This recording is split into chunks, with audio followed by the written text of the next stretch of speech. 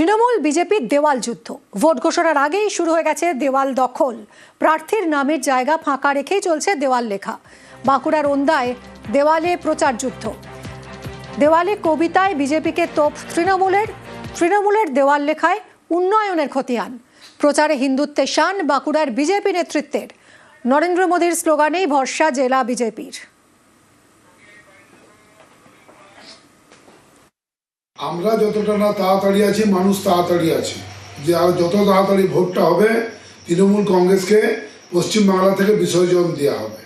কারণ তৃণমূল কংগ্রেস 15 বছর ক্ষমতায় যেভাবে পরিচালনা করেছেন, যেভাবে পশ্চিমবাংলার মানুষকে বরবাদ করেছেন, যেভাবে আজকে শেষ সময়ে বিভিন্ন ভাঁওতাবাজি বলছেন, ভাঁওতাবাজির কথা লিখছেন, তাই মানুষ সাধন আগ্রহে তাকিয়ে আছেন যে কিভাবে তৃণমূল কংগ্রেসকে যত তাড়াতাড়ি ভোট হবে তত তাড়াতাড়ি পশ্চিমবাংলা থেকে বিদায় করবে।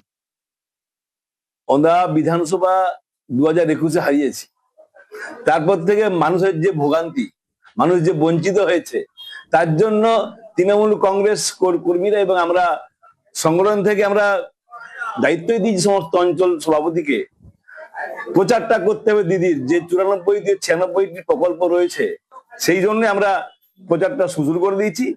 প্রার্থী যেই হোক, মমতা বন্দ্যোপাধ্যায় যাকে প্রার্থী করবেন আমাদের দলের, তার হয়ে আমরা প্রচার করব, ভোট করব। আমরা এনিহাও আমরা বিধানসভা তৃণমূলের দখলে চাই।